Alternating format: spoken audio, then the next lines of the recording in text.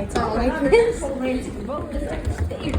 know. Oh, hell no. I ain't climbing that ladder. If we climb that ladder. That's the attic. We don't go up there. Hell no. I don't want to. Tobacco, not weed, to make cigars.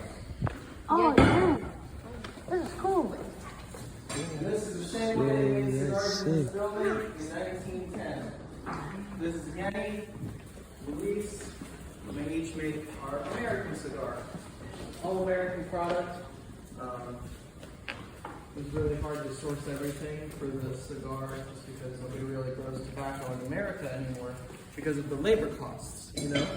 The United States has a much higher minimum wage than Nicaragua, Dominican Republic, Cuba, and stuff like that. So that's why we're the only people still making cigars in Tampa. Everybody else closed up their doors because of labor unions or, you know, the lack of Cuban tobacco as of 1962 when the embargo happened, and then the rise of labor. So pretty much that factory over there closed in the 70s just because by 10 years after the embargo in the 70s, everybody figured out how to grow comparable tobacco in Dominican Republic, Nicaragua, Honduras. So that's like yeah, so we actually used to be able to go up to the roof and see all of our competition. And the Perfecto Garcia factory there has a big water tower on it, and they were our closest competitors. Actually, one of our brands we actually purchased from them. Yeah, that's the logo for the American, and you'll see the smoke coming out of each corner, and it's basically just humidity, just water vapor. Tobacco's got to be, it's got to have a nice like stretch to it, you know. Whereas like this stuff here is rather dry and brittle. Gold medal work. I'm recording, bro. Don't touch it. Tobacco is grown in the ground. Basically, it's green like those plants we have out front by the stairs. Exactly what it looks like. Basically, people pick those leaves off the plant. They hang them up in the barn. Throughout like a 6-week period, they basically turn from green to brown. The chlorophyll leaves the plant, and then after that, Forever to get all this? yeah, pretty much. This is a lot of tobacco here, and then basically what they do is they get all the leaves wet and put them in a big pile like this. And this really cool thing happens. Basically, the pressure from the wet leaves pressing up against each other causes it to like cook itself, and basically that's the fermentation process. Usually like fermentation requires like an active ingredient. With tobacco, all it takes is water and pressure. And then basically it becomes darker a little bit. And you can do this for different amounts of time and stuff like that. You know stuff that's in like regular cigarettes? Cigarettes are nothing like cigars. So basically all the bits and pieces that don't get used in what we do here, some other places get saved, and basically they chop it up and homogenize it with chemicals, and that's what goes in cigarettes. Whereas the only thing that touches cigar tobacco is air and water. So that's the main difference. It's to humidify the whole room, yeah. Or else the tobacco would be too dry to make cigars with because of air conditioning. Air conditioning, basically the whole building would be totally humid all the time, but when it was built, there was no air conditioning. And employees now, obviously we like air conditioning, right? So everywhere you put air conditioning in, you have to put humidifiers back in because the AC dries out the air. Yeah. But yeah, so basically you can get a different desired effect based on the time and the heat that is applied. And what they usually do is they'll put a PVC pipe in the middle of it with holes in it, and that way you can put a thermometer in there and check the temperature as it ferments. That way you don't get it too hot because it will cook out some properties and have no taste left. Are cigars worse than cigarettes? No. Are they better? I'd say they're probably. They're definitely better, for sure. Well, there's For health? what? Like, considering health. Yeah, I mean, definitely it's not good to do anything, but compared to eating certain foods and stuff, it's probably not that bad. But cigarettes are totally different. They're made to hooked on them. Whereas basically this is meant, it's like a celebratory thing. You get that really cool promotion or something like that. This is basically an hour and a half of enjoyment that you can sit down and just kind of unwind and enjoy your success.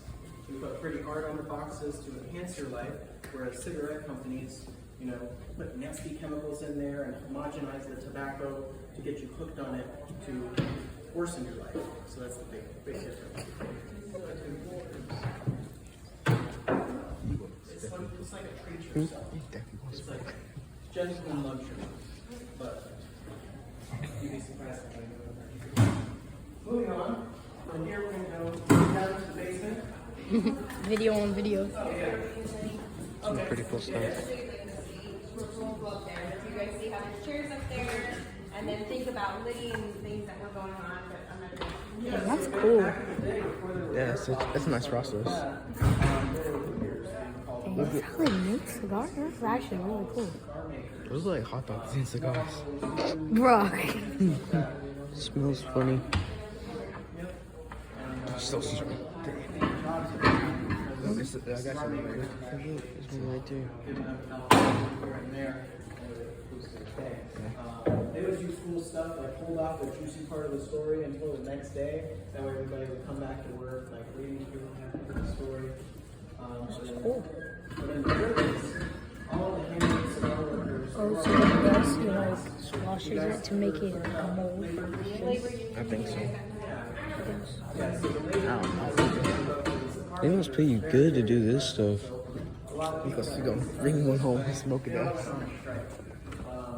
definitely. Yeah, I think I picked up. I worked in this factory in Regensburg, so that's why they kind of put this factory up in Brett, because all the workers don't strike. And that's why we have so many cigar machines on the second floor, because there's a need for partially automated process. Okay. Phone guy is say hi, Noah. Hey. And they were being tiny as they entered the cigar factory. Ew. So we actually had to recreate this. Say hi, Michael. General managers and corporate factories destroy the stables of few more workers in that space.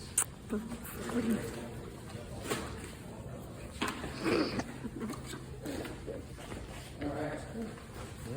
We'll take Zach's way and the second floor. So what is going on? See those machines that are talking about? I'm making a part two. It's cool. Yeah. What have you?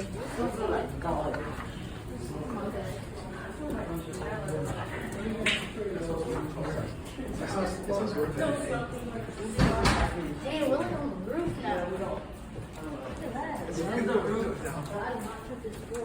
Oh, I think we're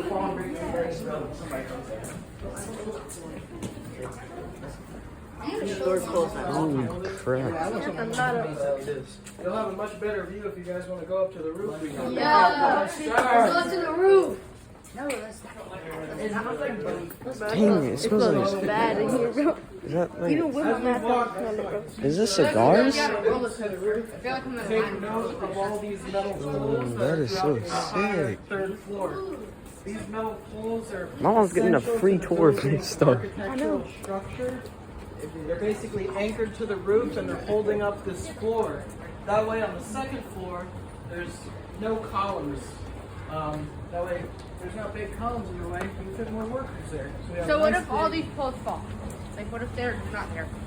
They have like some of the best minds designing these cigar factories back in 1910, so we're not worried about it. I like how we can even answer the question. Oh. And they have to walk on these floors.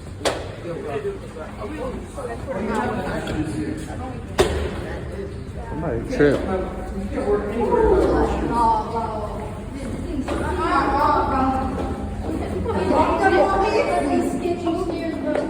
I see these movies with stairs a lot. Imagine falling.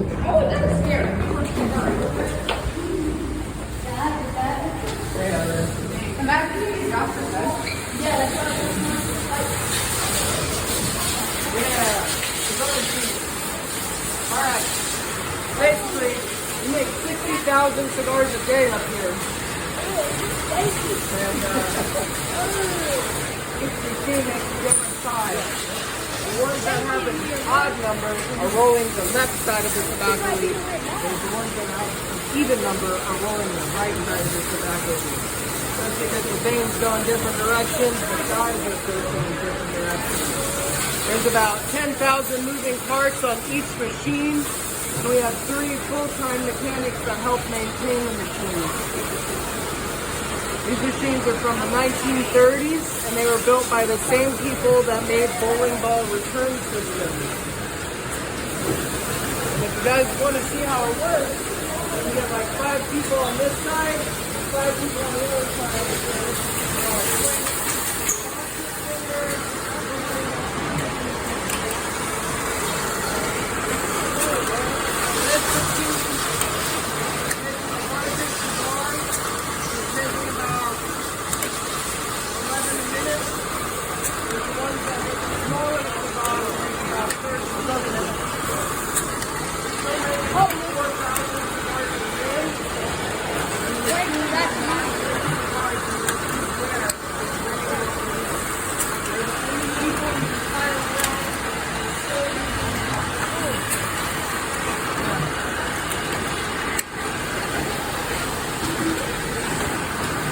Liquid that you see is just vegetable stuff. It's just like an odorless, tasteless vegetable stuff.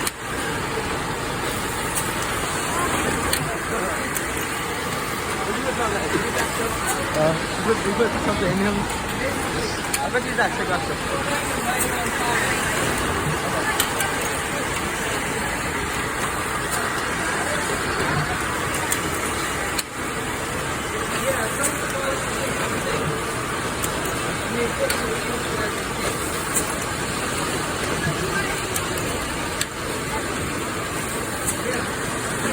Think about like how you guys like write all day long, right? And you're like, oh my god, one more thing. She's literally putting leaves on a machine all day long.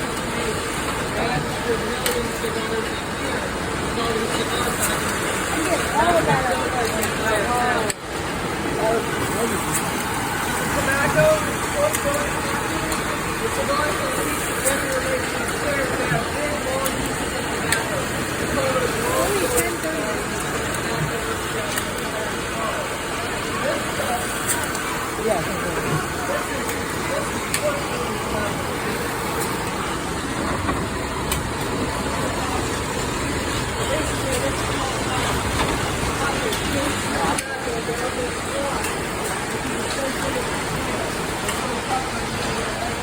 Tobacco, it'll tell the hopper to stop shaking. After that, it'll drop the tobacco in there, and it'll assemble the bunch. Basically, it'll roll the binder around the fluid. After that, the bunch will move over here, and it's cut on both ends. After that, the finished bunch will move over to the roll of the binder. And this top one slides it out, picks up the wrapper from the back, and rolls it on its right there. Just that way. Like in the intro?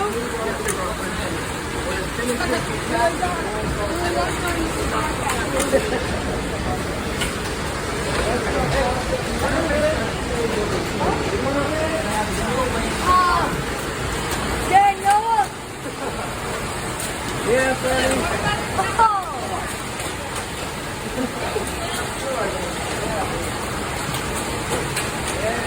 Yeah, Noah!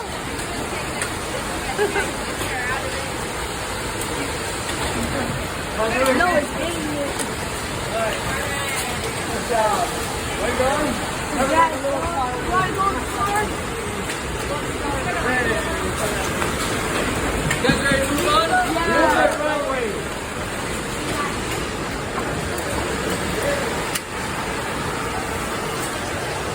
Alright, so you see those big bolts up there? Those are actually connected to those poles that are on the 3rd floor. So as you can see, not a single column down here. That's from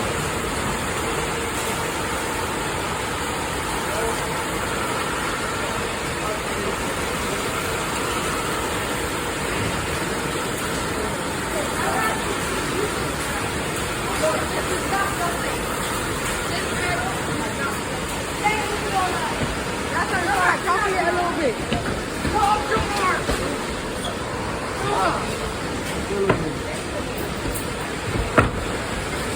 Alright.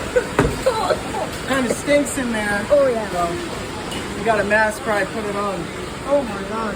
This stuff is all that short filler tobacco that he was dumping in those hoppers. We use about 2,000 pounds of that stuff a day.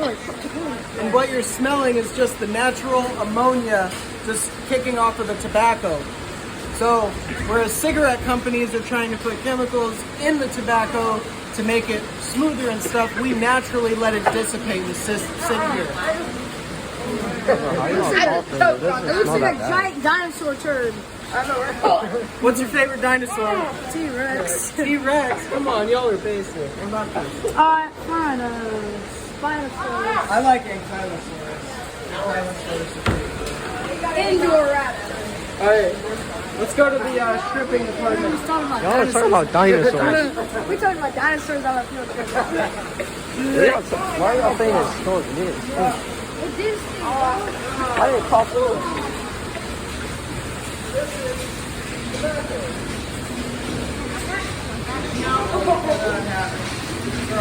This stuff's already been humidified in the basement.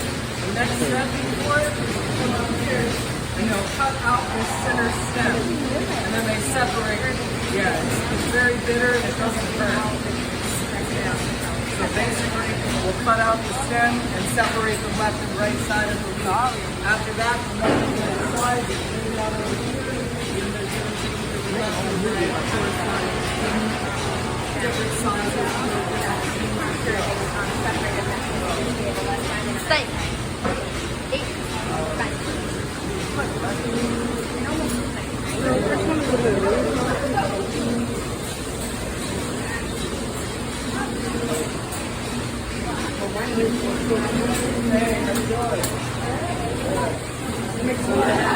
This is basically what we're cutting out. This is the center stem. Yeah. Just throw this stuff away. Cigars do not get you caught. You're the editor. Yeah. If I ever become like a YouTuber or a vlogger, you should be my editor. There's a blade over here that'll basically cut out the center stem. Oh yeah, there we go. I wonder if The right side. Look at the camera. There's also ways over here, depending on the thickness of tobacco, they'll have Obviously make enough money to get themselves some earbuds. These are the separated left and right sided pads. They'll fold one side with the darker side out and one side with the lighter side out. That way they can tell left from right. Yeah, they work from 70 to 3.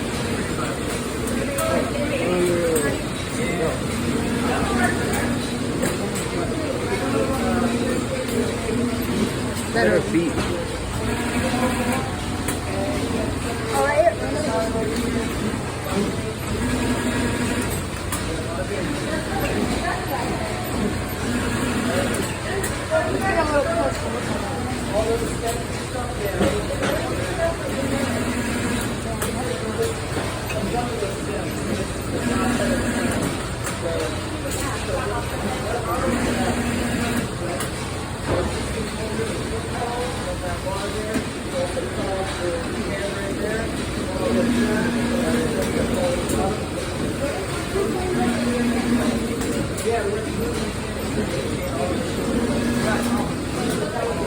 Cigar factory.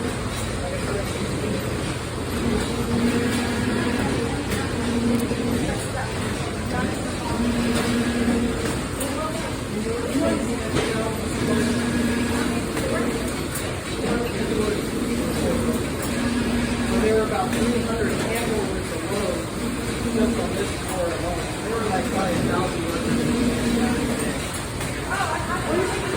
And there was no air conditioning. Jason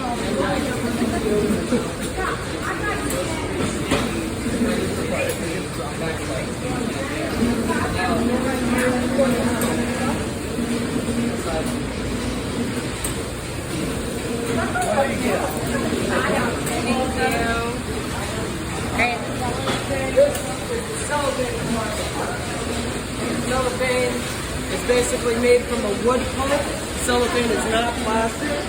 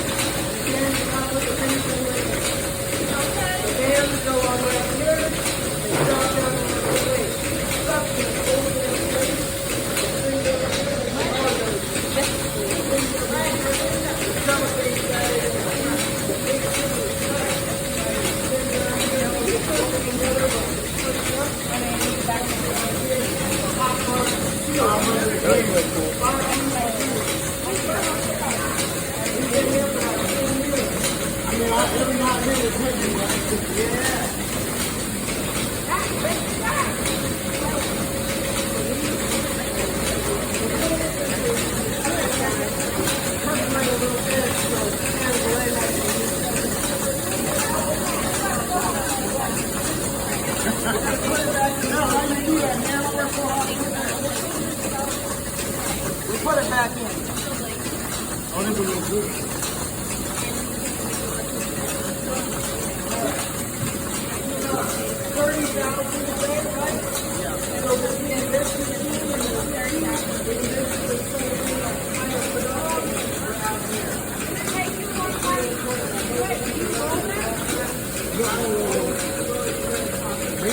roll them in the backpack.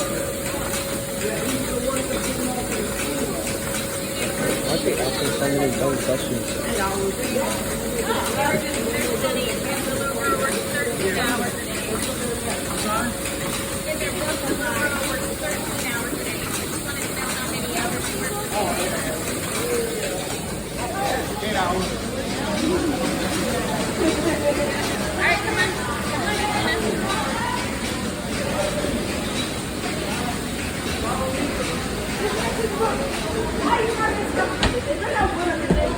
No, there is. It's just to protect the floors. It's just steel plating. I love stepping on middle, bro.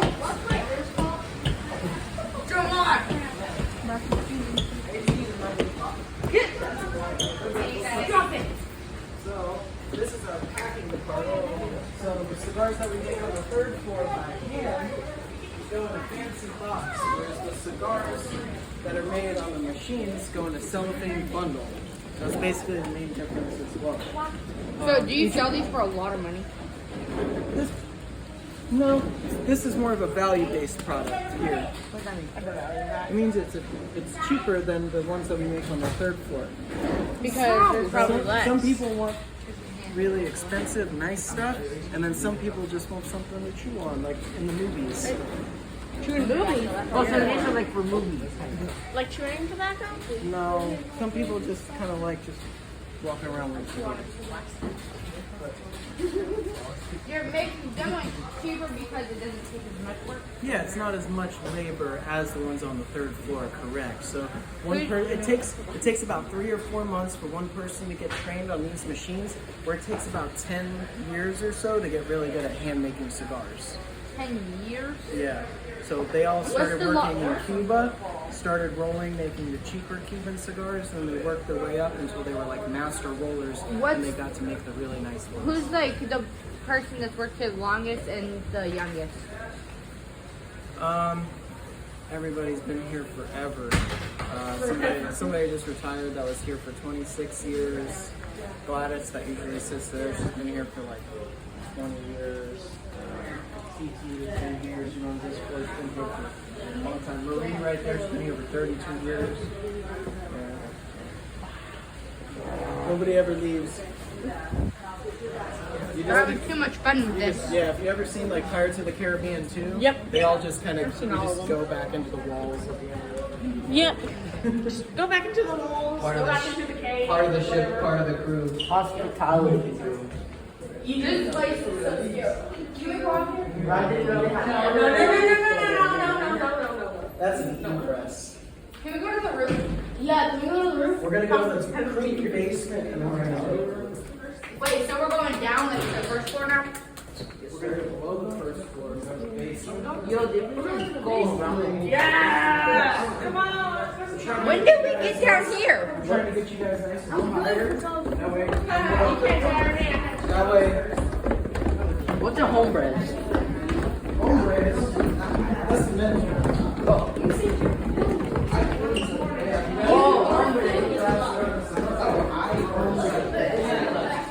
Is the other class still down here?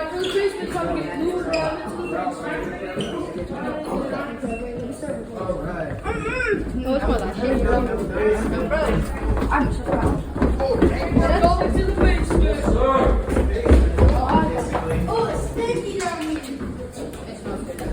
This is our founder, J.C. Newman, had a laboratory down here where he was always trying to make better and better cigars and stuff like that. So this was kind of like his old school experimentation room. That's it. I know where's the dose. Yes, this is J.C. Newman. He founded the company in 1895. Jewish immigrant from Austria-Hungary. Started making cigars in Cleveland, Ohio. Grew his business and then moved the business here in 1954 with his son Stanford. And then Stanford's sons Eric and Bobby run it now. And then Eric's son Drew is currently taking over leadership. So in a way, we're on our 4th generation owner right now. So we're still a family-owned business, which is very uncommon in today's day and age. We're celebrating our 126th year in business this May, and you know, it's pretty special. But yeah, lots of hard work and a lot of obviously. How long did it take? Stuff. How long did it take to make this building? The construction didn't take all that long. They were pretty aggressive about building a cigar factory. They did all this by hand. Slangina cellar. They did all this by hand, right? Yeah, the clay for the bricks actually came from. Yeah. It's the archive. Yeah, so yeah, pretty close to where your school is where these bricks, these bricks came from. So that's pretty cool. Oh, wow. So, I was right. Practically a story. yeah, this is Oh so this is the secret staircase here. Where? Well, Oh, the very Mafia had a really big presence in Tampa back in 1910. And the cigar industry was the main source of income for the city.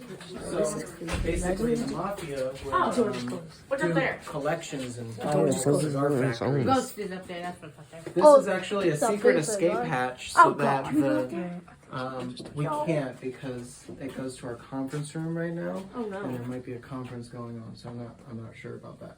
But this originally was the general manager's office. So when the Mafia would come, they'd knock on his door looking for the money. Yo. And he would Is that basically open it? oh yeah. Oh no. There's Adria. There is someone out there. Yeah, so the hatch pops open. Didn't scare He would me. pop open the hatch and run down into the basement. That way the mob would come and just take the money off the desk rather than his life. So, Oh. yeah. I really care about the goods more than my life. Opens it? This is for the mic. Oh, imagine going up there in the dark without no light. Yeah. That'd be so scary. Yeah. Basement, but it's going up. Yeah, this originally was the outside northwest corner of the building. Nice, So that's you how could it's see always been everything working from here. this. Wow. 2 years. I like that. Yeah. I like that. Yeah, we have all kinds of old promotional items. There's old lights up there. Some of this stuff is like close to 100 years old. Definitely these papers and stuff like that.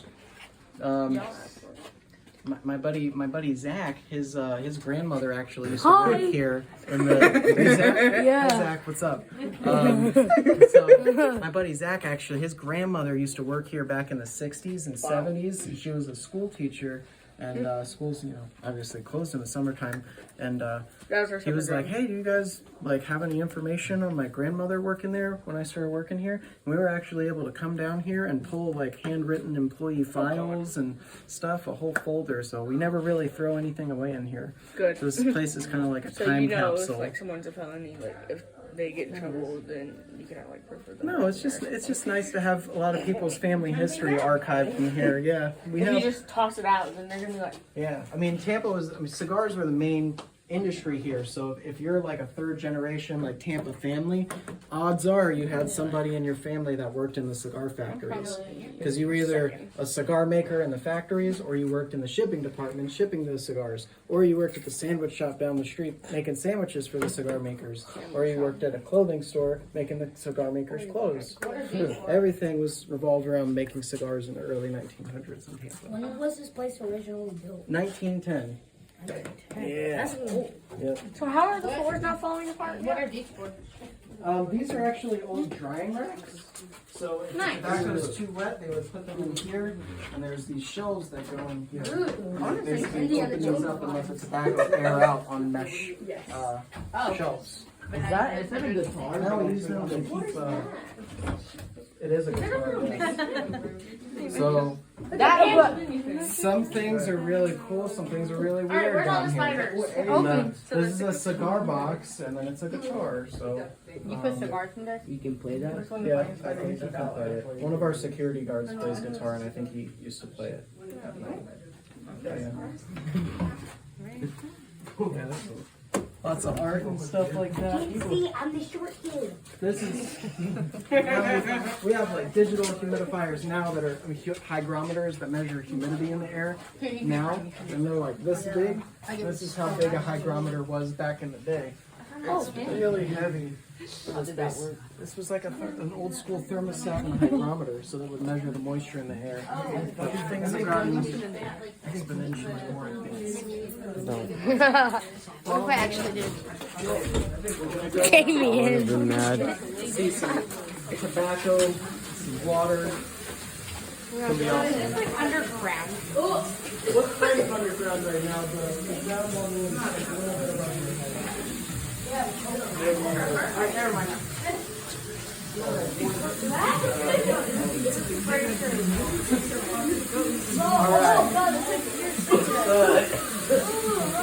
Over here. It smells like dog food. It smells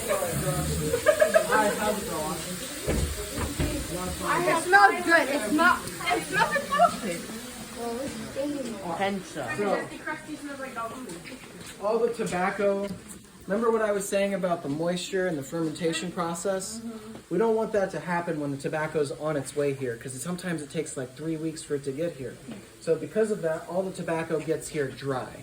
If it was even a little bit wet when it was shipped, the center of the bale would start to ferment and it would be darker than the outside. So it's all shipped in dry, and Hector's over there spraying it down. And that's our next stop. When you first started working here, did it give you a headache? No, I've been in the industry for about 7 years, Nice. and I kind of worked my way up to be here. Well, like Because I whenever really you like the first industry. started smelling this stuff, whenever that was it, like first it never messed with your head. No, it's. Stop recording me, sir. Stop recording me. Been here. You've been here too Used long. to the Yeah, smell. you build up an immunity to it. It's like a flipper. Yeah, like I do with bleach because I use bleach. I'm actually I'm not. I think bleach is the way to go. Soap and bleach. Tobacco, though, is like a sponge, and it soaks up whatever is ambient to it. So unfortunately, if we painted this room, the entire room, all this tobacco would taste like paint. So the only thing that we use around this stuff is basically like mineral oil. The stems, however, if we do paint somewhere in the factory, we'll take the stems from the stripping department that we don't use in the cigars, and we'll lay them out on the floor, and we'll basically fill the entire floor up with stems, and that'll soak up the smell, and then we'll pick up the stems and throw those away. So that's basically the only thing we use the stems for. Really weird. In here, this is the aging room. So, I'm young, so I can go in there. all right, there we go. You'll come out taller, hopefully. It didn't work for me. It's. I've been here a lot, and I haven't come out any taller. Well, how about you stay? I don't want to stay in this room anymore. I've counted every cigar in this room. I've been in here long enough. I've not gotten any taller. It's not going to happen. How many cigars is there? There's a lot of cigars. Wait, why do they come in here? There was about 125,000 cigars in here. Why do they come in here? They come in here because they're very, very wet when they're rolled, because you've literally got to stretch the tobacco to get it over the cigar. And all that excess moisture just makes for something very spongy. So just like, don't touch it. So just like wine, Oh, do you know how many is in each bundle? you So I can't, count how many. you're not hired. I still want to know. So there's 50 in each bundle. Each wheel here is about 50 cigars. They'll basically come down here after they get a date on the card, and we basically do first in, first out, which means the first cigars that come in are the first ones that go out, and they'll basically sit in here for 12 to 16 months before they're actually packaged and sold. So the ones that are actually packaged and ready to be, sold to cigar stores and stuff like that across the country, those were rolled in like 2019 for the Robusto size, and then some of them. So they're old? Yeah, they're all very old. So just like wine and just like, well, Is that why I say 2018? yeah. That's when the crop was picked. Oh. So basically, the wrapper tobacco that's grown in Claremont, Florida. Does anybody know where Claremont is? No. It's outside of Orlando, but that's where we grow some of the tobacco for this cigar, and it's the last actual tobacco field in Florida. Before they started growing tobacco there in 2016, the last crop in Florida was harvested in 1977. So that's a really big deal. We actually used to use Florida tobacco until then from our friends, the Olivas, who had a farm in Quincy, Florida, which is kind of like lower Alabama. But yeah, they actually grew 50 acres of tobacco here in 1958, a few years before the Cuban embargo. We bought 48 acres of it because we were buddies and we knew they could grow good stuff. And they did that because they knew that we weren't going to be able to get Cuban tobacco anymore. So we bought 48 acres of that 50 acres. The other 2 acres they took around to all the other Tampa factories trying to sell this tobacco. And nobody wanted it because it was not really comparable to Cuban tobacco. But a few years later, when we couldn't get Cuban tobacco anymore, basically everybody wanted that Quincy tobacco. Zach. How many cigars do you make like per day? Like, do you guys keep So we make track? 60,000 cigars a day on the second floor, give or take. You know, if somebody calls off of work, you know, it's like 3,000 or 4,000 less.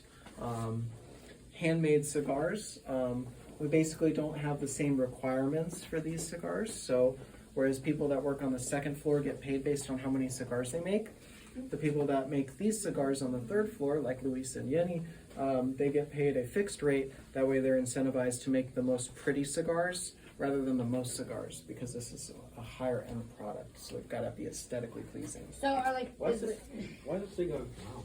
What? Why are cigars brown? They're brown? Yeah, why? The tobacco is that color, yeah. So after it grows in the field and it's green, and then they hang it up and the chlorophyll disappears and then it turns brown.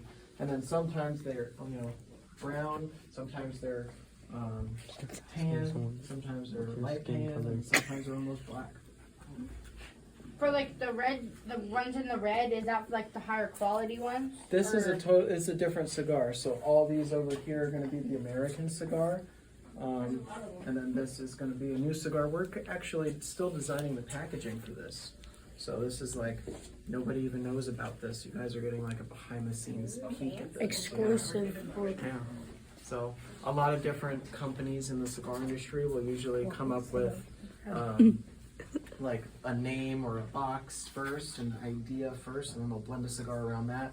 Whereas we blend the cigars first, make them taste good, and then find stuff that tastes good, and then we'll design the packaging later. I do. What's this temperature thing for it? So that's a hygrometer that measures the temperature and the humidity in here. We monitor that daily just because the conditions in here have to be optimal to not only prevent mold, but to also keep it a little bit humid in here as well. Would you still work here if there was no AC? I don't think that's OSHA approved. Luckily now there are, things in place to make sure working conditions are Do you better. guys Yeah. have to get inspections or? Yeah, so we're actually audited by the TTB, along with a bunch of other stuff, and that's part of the reason why I had to count every cigar in this room. So we have people that actually come in here and weigh the tobacco, and then count how many cigars we're making to make sure that we're actually using what we say we're using.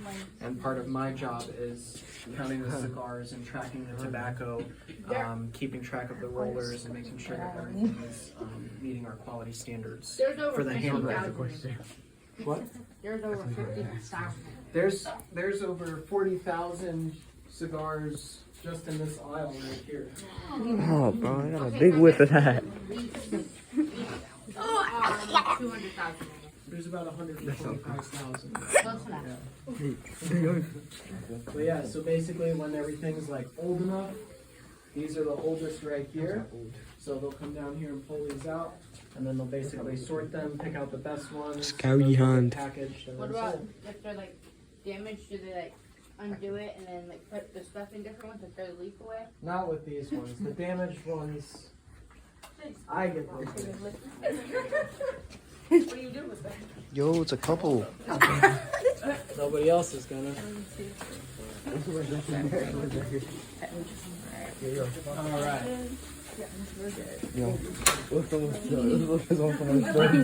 And this right here, ladies and gentlemen, is the last pre-embargo bale of Cuban tobacco known to man. The what? So this stuff is from before January 1962. and it's just leaves in here. So you guys don't use that Nope. because it's so old? It's just like a relic from the past, yeah. So It's like all, an antique. yeah, all cigars in Tampa were made with 100% Cuban tobacco back in the day.